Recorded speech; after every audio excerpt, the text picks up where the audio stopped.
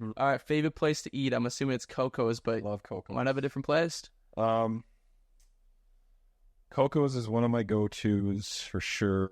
In Oconomowoc. We'll just side note. Yeah. Side note, great spot there. Bella Gusto's another place that's in Oconomowoc. Okay. Have you been to La Gustabella in Oconomowoc? Yet. I need to go there. I've had that recommended by a few guests. I've heard. It's a good spot, I hear. So that's next on my list to try out. I need to try too. Yeah. But Coco's is for sure the spot. Okay. Yeah. For sure. Mm-hmm. All right. Where are you always interested in being an expert, or were you always interested in becoming an expert in the financial industry? Not really. No. Because you're a soccer coach. Mm-hmm. The more I do this, the more intrigued I get at like how much I just really don't know. Yeah. There is so much to know. Mm-hmm. So much. And it's humbling.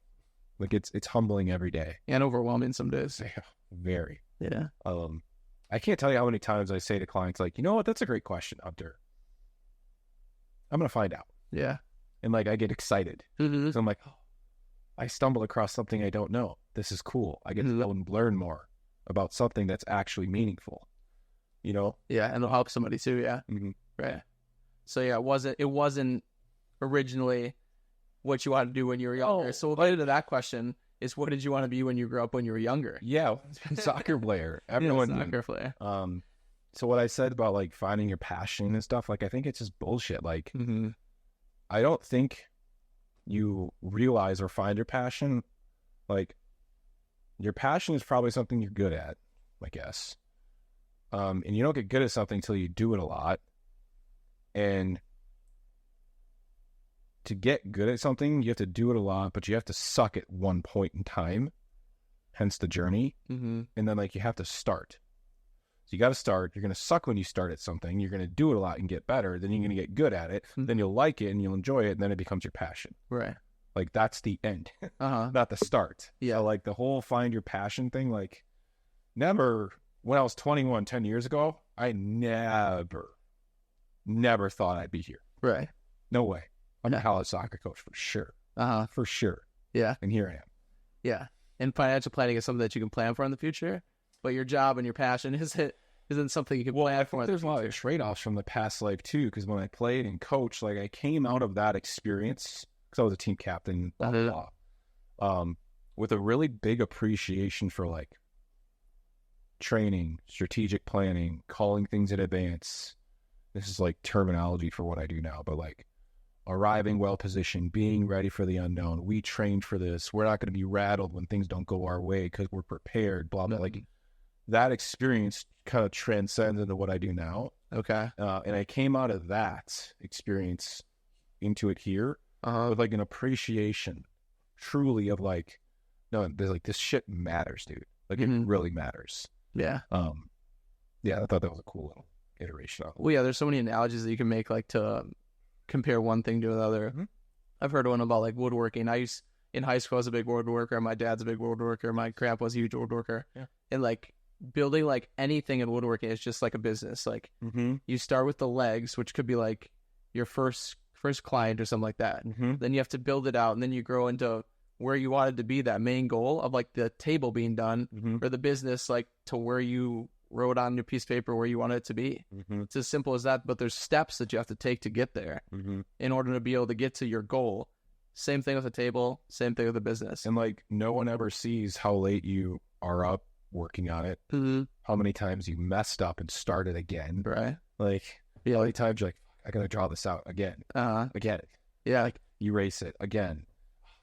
I gotta get a different type of wood. Yeah. Like no one sees all that. They only see finished product, the table. It's all they see. And that's the overnight success. What took you one day to build a table? Piss someone off.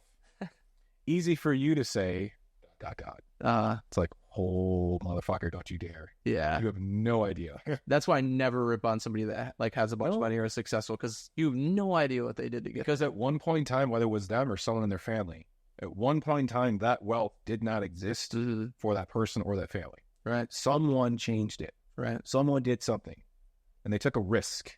They dared. Are you familiar with the Man in the Arena? No. Write it down. Okay. Man in the Arena, Theodore Roosevelt. Okay. It's a quote. And I don't know it because it's like literally a paragraph. Okay.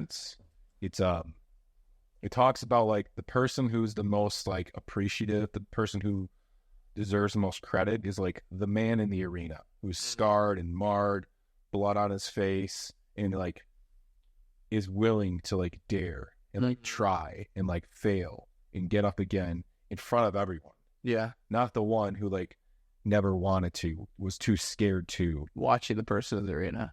That person in the arena. Yeah. That really deserves all the credit. Uh-huh. Because they're failing, but they're not. They just keep learning. Right. They just keep getting those reps. They just keep getting those reps. And that person who never tries never gets that. Totally. And so, like, the story of someone's life kind of tells you that. Oh, yeah. Especially the older you get. Totally. Yeah. Totally. Well, I'll just look up that quote. Because you're 22. I'm excited when you're like 28, when you're 30. Mm-hmm. Like, just with all the experience you've had and what you're currently doing at your age, so valuable, dude. Yeah. Like, you may not feel like you're making, I'm like encouraging you. Like, the progress you may feel you're not making, you're making so much. Yeah. So much. Like, thanks. Experience is what you get when you don't get what you want. And like, I feel like you get that probably every day. Mm-hmm. I know I do. Right. Yeah. You know. No, totally. Mm-hmm. All right. Something interesting or fun fact about you. What did I write something down? I don't know. I honestly didn't read over because I was like, you filled out this whole sheet. I'm not even going to look at it. Something interesting. This is awesome. Yeah. Well, I mean, it's not super interesting. I'm not that person who talks about it because I don't like to be the stereotype, but I used to do a lot of CrossFit. Okay. Had a hip injury deal going on, had some shoulder stuff going on, so like I'm kind of taking a break from that just to like let my body heal. Yeah. Fan. Nice. But I was like very avid into it. Okay. I was quite good for being an average Joe, I would say, if you quantify being good at fitness. Love coffee. Okay. Love coffee. Like if my face is red right now, probably because I drank too much coffee today. So, closet coffee connoisseur, closet beer connoisseur. Okay.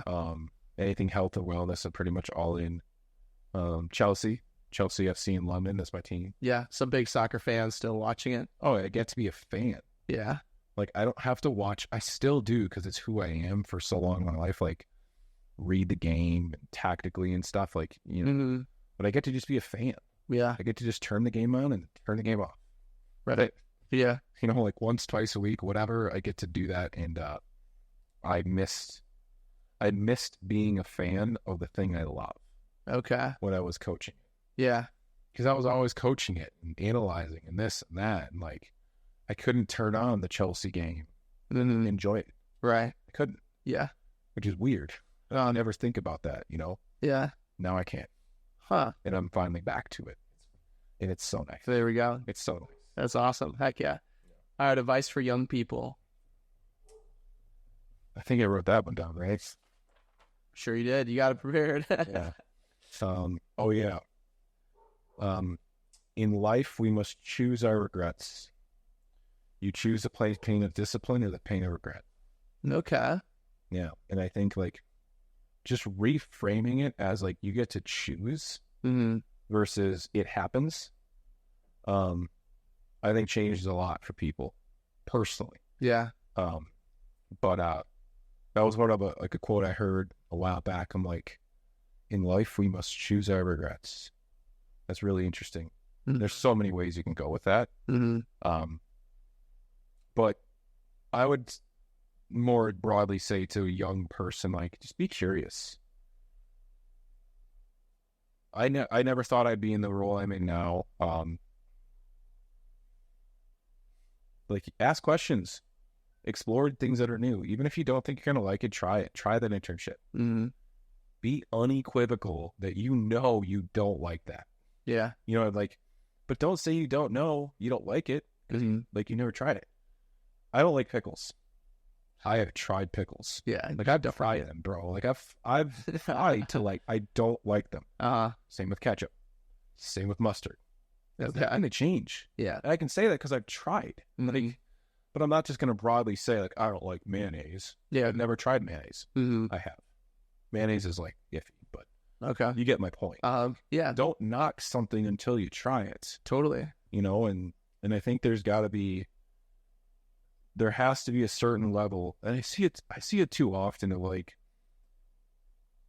someone will come to me as a newer advisor and want to pick my brain on something. And I'm like, oh my God, let me close my computer. Let me stop everything I'm doing. Let me talk. Let me tell you all about this. Yeah. And I do that because I don't want you to go through what I went through. Because what I went through was fucking hard. Like, here's the thing. You don't have to. Because I can just tell you what not to do. I can't tell you what to do. I can tell you what not to do. I see it so often that people just don't want to do that. They don't want to give it back. Like, they don't want to help other people win. Yeah. Because there's, like, this threat of, like, you're my competition. But, like, I think that it's the truth. One of my good buddies, Matt Wilsneck, he said this to me. He said, you know how, like, the rising tide lifts all boats? He's like, I want to be the one pouring the water in the ocean that lifts all the boats. I was like, whoa, that's a good one. Yeah. And, like, that's the point of what I'm getting at is, I just think if you just create that good narrative around what you do, give back, like, I think good things happen to good people. Yeah. More often than not. Bad things happen to good people too. Good things happen to bad people too. But it's more likely that good things happen to good people. Right. In my opinion. Right. And there's no, like, proof to that. I just kind of a feeling I have. Yeah. You know. No, I totally agree. Yeah. All right, well, we'll get that oil changed. Thanks for coming on my podcast, dude. That was so fun. Yeah. Great Good. to meet you. Yeah, nice to meet you.